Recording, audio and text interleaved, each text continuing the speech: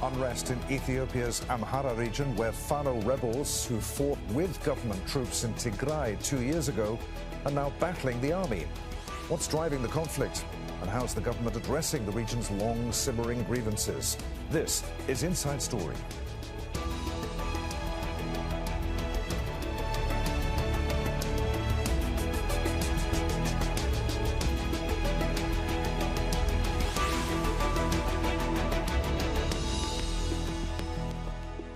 Hello, welcome to the programme. I'm Adrian Finnegan. Conflict has returned once again to Ethiopia, this time in Amhara, the second largest region in the country. Many Amharas say that they've been sidelined by the government in Addis Ababa, which is dominated by the Oromo ethnic group. Local rebels in Amhara, known as Fano, helped the government in its 2-year war in neighbouring Tigray. Now, though, they've taken up arms against the military. The rebels have been, in turn, accused of trying to overthrow the government. The nation's intelligence chief condemned the group while calling on them to stop fighting. It's a force of bandits creating a problem by being led with the intention and goal of dismantling the regional government and then going after the federal government. I call upon anyone included in this informal organisation of bandits to refrain from this path of self-destruction immediately and come to a peaceful solution. The National Defence Force is always the ultimate protection for the Constitution. So who are the Fano and what do they want? It's a rebel group largely made up of local volunteer fighters from Amhara with a stated goal of defending the region and its people. As we mentioned, during the Tigray conflict, the Fano fought with government and Amhara regional forces and faced accusations of rights abuses. But Fano's relationship with the government deteriorated after Prime Minister Abiy Ahmed's administration tried to bring the group under its control. Fano believes that this would leave Amhara vulnerable to attack by neighbouring regions. In April, violent protests broke out across Amhara after the Prime Minister ordered all paramilitary forces from Ethiopia's 11 regions be integrated into the police or national army. Officials insisted it was to bring unity, but protesters said that it would undermine Amhara's security. Before we begin with our guests, let's hear now from our correspondent Catherine Soy on what's behind the latest violence. The government has declared a state of emergency since this fighting began. The fighting is between regional forces in Amhara region and this armed group called Fana. And what we're being told now is that the government has set up roadblocks. They have established curfews as well. And we also know that internet has been very, very slow, appears it has been blocked as well. So it's very difficult to get information coming out of that region, but we're told that the fighting is intensifying. Now, this group, Fana, is a group that is based in Amhara region. We know that it doesn't have formal structures, but then it has been there for a while. And we also know that during the conflict between the government or federal forces in Tigray and Amhara are neighboring regions. So during that conflict of Tigray 2 years ago, Fana backed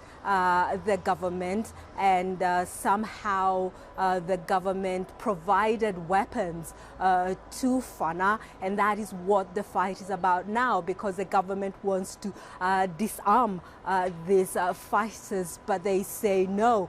We also know that some domestic flights have been cancelled because of what is going on, and the situation is very, very fluid, and we have also spoken to some people who live there who say that they are very fearful about what's going on. There's a lot of uncertainty and they want this resolved as quickly as possible. Catherine Soy, Aljazeera for Inside Story.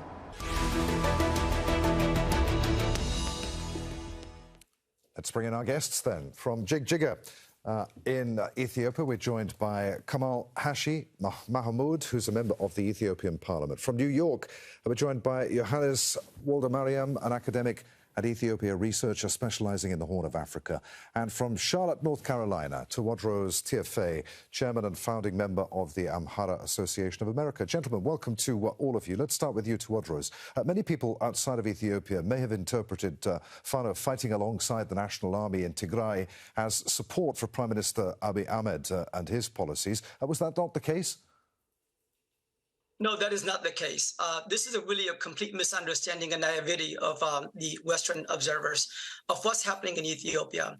The Amhara people, the Fanos and the Amhara Regional Special Forces, when they were fighting in the war in northern Ethiopia, they were fighting to defend themselves because they were invaded by the Tigray People's Liberation Front on multiple occasions.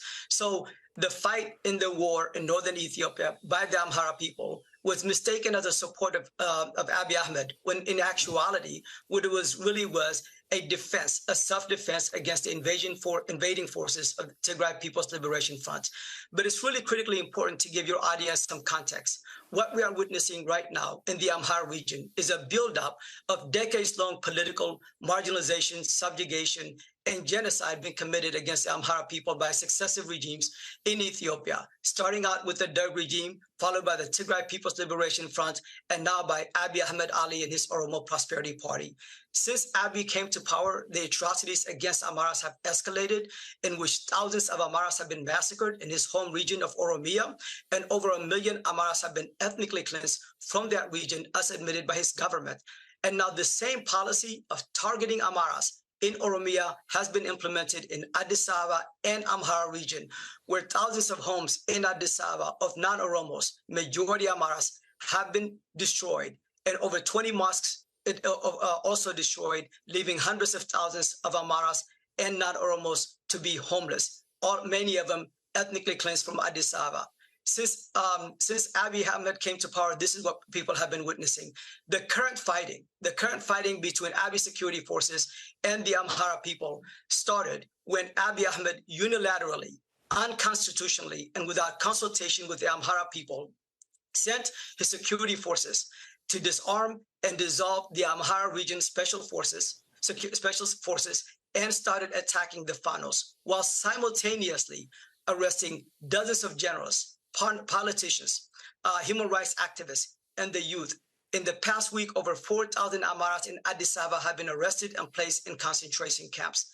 This is a war started by Abiy Ahmed Ali against the Amhara people, and the Amhara people are just simply fighting for survival. Abiy's military is using heavy artillery. Just quickly, it's important to know that. Yes. Tewodros, as we said at the beginning of the program, though, the Prime Minister ordered all paramilitary forces across the 11 regions of the country to be integrated into the police or the National Army. You're saying that Amhara has been singled out for particularly brutal treatment here. Of course, and this has been the case for since he came into power. The Amhara people have been protesting and showing the discontent to Abiy Ahmed before the war in northern Ethiopia, during the war in northern Ethiopia, and after the war in northern Ethiopia. As I said, the Amhara people have been primarily targeted by the Abiy regime since he came to power. That's why you are seeing right now the fight by the Amhara people against the Abiy and his security forces. Right now, Abiy's military is using artillery, tanks, and drones, and firing indiscriminately at cities, killing dozens of people. There are women being raped, and heritage sites are being destroyed. And what we're asking is for the international community to condemn this genocidal violence targeting an entire ethnic group and to hold Abiy and his government accountable. Johannes, in New York, Ethiopia, as we know, is a deeply ethnicized country.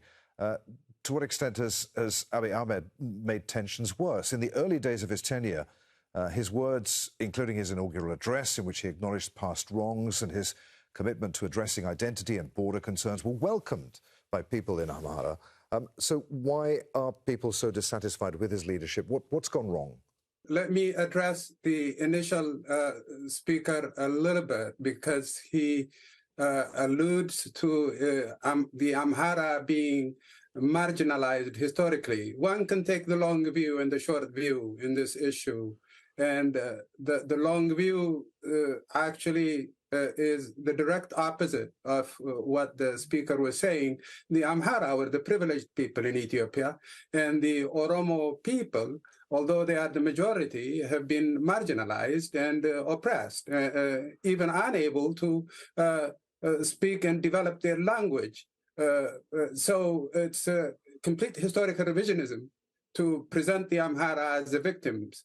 In the short run, I agree with some of the things he mentioned about the displacement of the Amhara, but this has also historical reasons, because a lot of these people were settled in the Oromia region during the Mengistu regime as part of his war strategy.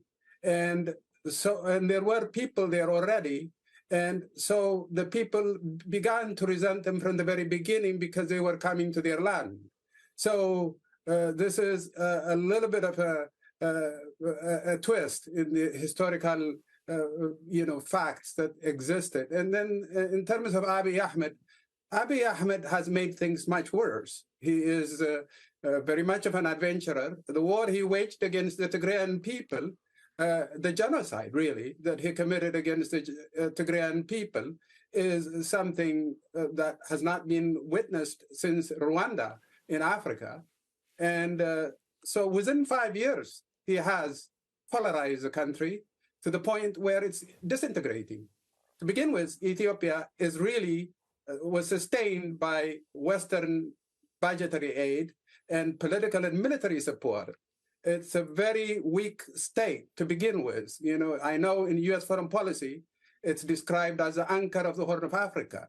The more accurate description of Ethiopia is it's a destabilizing force in the Horn of Africa. It has been that ever since the end of World War II.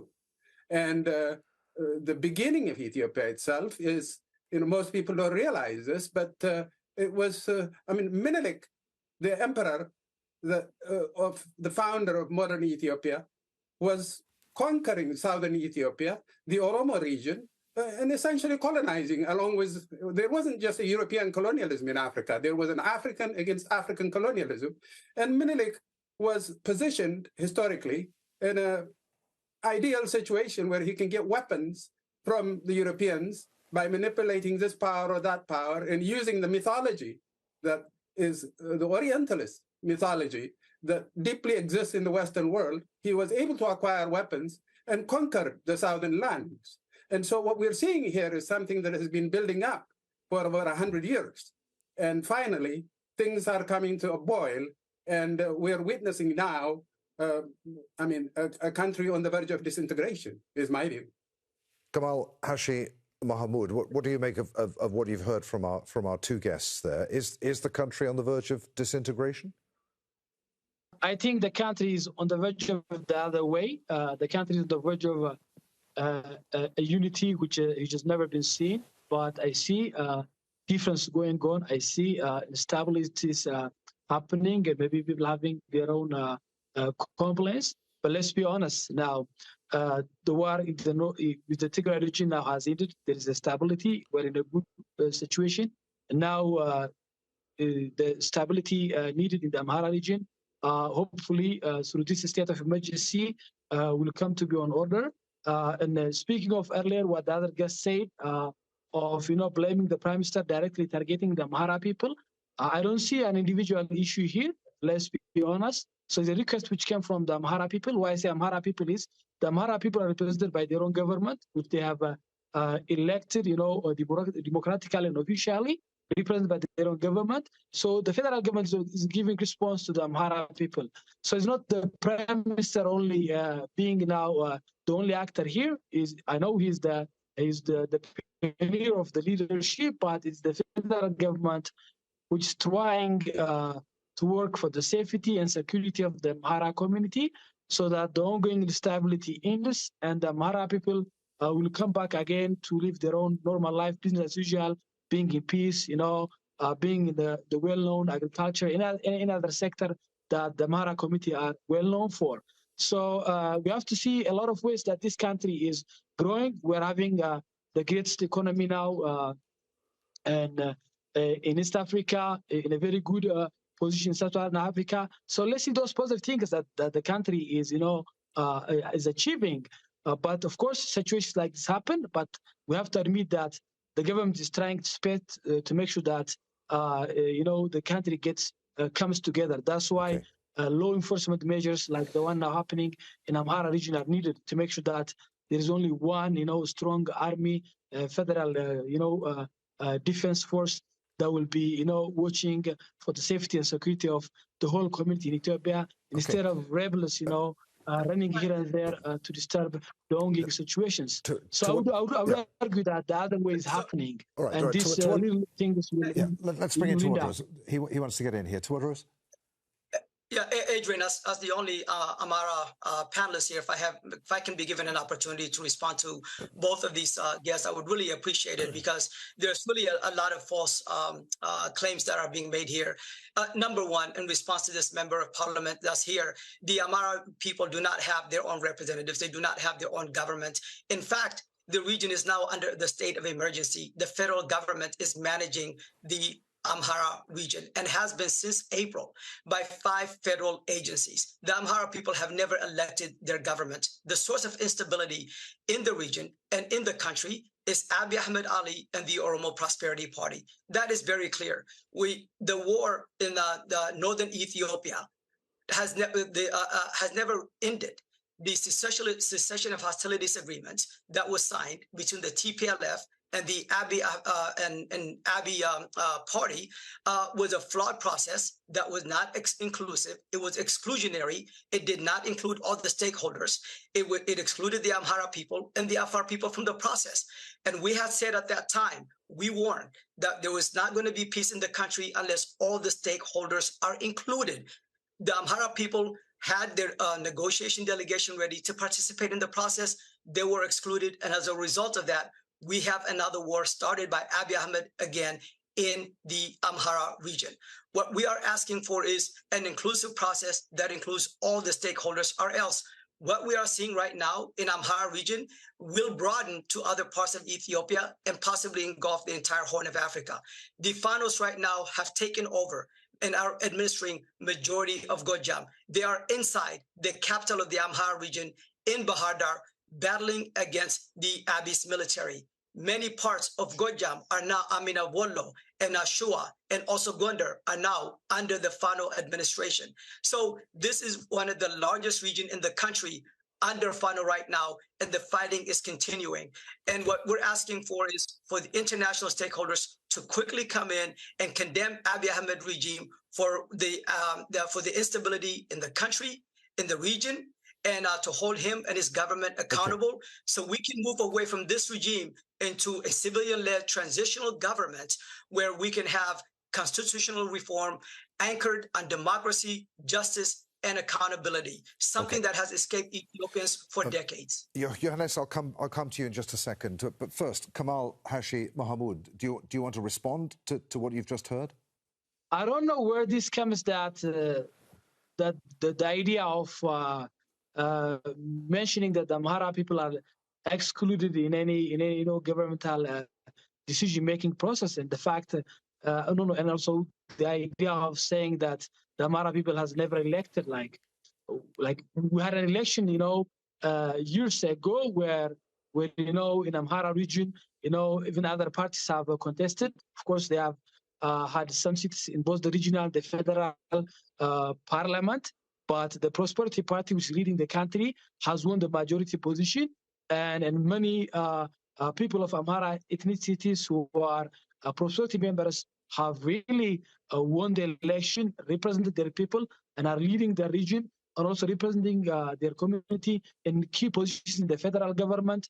So I see it like a delusion of saying, like the Amhara are not represented, they are excluded, unless we are saying that the Amhara people are only elected when like opposition parties are only leading the region, and I don't see that to be fair and a scientific way of looking at things. So let's be honest, they have their own representative. They are led by Amhara people, but of course there could be complaints. There could be things that they say the government didn't do for us, which could be okay with any other regions or any other countries in the world, and that could be argued. But denying the fact that there has been a free and fair election, democratic election, which has been recognized by many international institutions and the whole Ethiopians as well, denying all that. I don't know where this argument is going. Okay. So I would appreciate if my other speaker at least accepts some facts and then build his arguments on that. But coming like, seriously, blindly, no election, nobody has been elected. I don't see that's going to be fair. And speaking of now, a lot of Fanos who are in the region who are fighting against the federal force, I think they should be advised by all leaders or influential people in the Amhara community, because through this fight, who's going to be affected is the Amhara community, which I really worry a lot about it. By both forces, be it the federal force, the National Defense Force, or the Fanos, they have to think that through this fight, who's going to be affected the most is the Amhara community, and they have to make sure that that this would be of very less casualties and discussions. It should really happen soon. All right, let me bring in Johannes. Johannes, to what extent is Prime Minister Abiy Ahmed an impossible... Hang on. Yeah, Tawadros, very quickly, if you can give me a 1-minute answer, I'd be very grateful. Just very quickly, because it's important that your audience understands. This was a fake election. The government won over 90% of the returns. 90% of the parliament is seated by the Prosperity Party. So this wasn't a fair and a fair election that was held. There was arrest and intimidation of opposition political party members. In many parts of the country, the opposition political party members decided not to participate in the election because they were being persecuted by the government. So this is really pure lies and falsehood that the member of parliament is putting out there. Yeah, Johannes, was it a free and fair election? And to what extent is the Prime Minister in an impossible position here, in that he'll be criticised for whatever he does or doesn't do in Amhara? The people of Amhara, their grievances may be genuine, but are their demands reasonable? I agree with the last speaker about the election. The election was completely fraudulent, and it was very ill-timed. It was done when it excluded the Tigrayan people completely. And even internally, it's when you're the only one running for a political election, you're going to win for sure. And that's what Abiy did, basically. And the issue here is Abiy came to power kind of riding on the back of the rebellion by the Oromo people, and to some extent by the Amhara people as well. And there was, this hope, this unreasonable hope, euphoria, initially when he came to power. I mean, even the Europeans and the Westerners gave him the Nobel Prize without really understanding who the man is. This is a very dangerous man. We're seeing that in 5 years, how dangerous situation he has created. Ethiopia is a very difficult place to govern, even for the most seasoned and sophisticated and well-meaning politician. But here we have a very power-hungry person.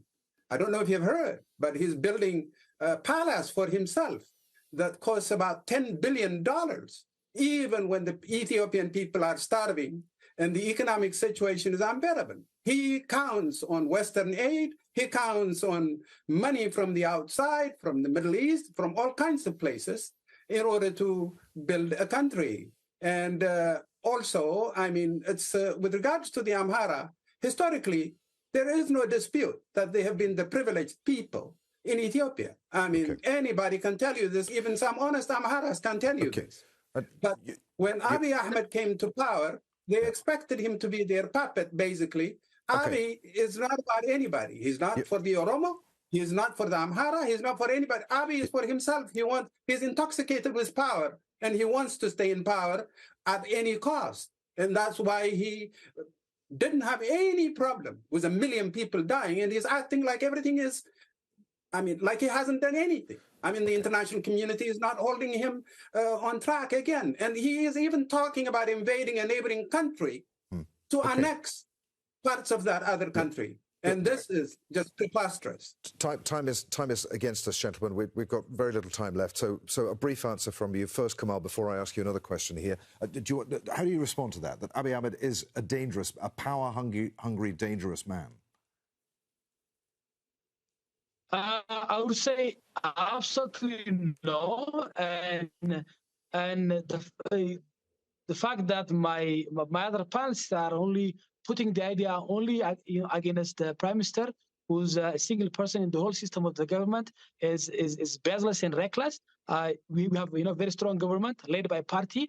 I would appreciate if the argument was to look at the party system, how things are going, but pulling all things together against only the prime minister, I think looks like as if some groups are backed there to only insult or defame the prime minister, while they see practically what's happening, all the initiatives and the legacy the prime minister is leaving behind in Ethiopia since he has come, despite that the instabilities are going in the country and all the contribution he's making to make sure this instability ends.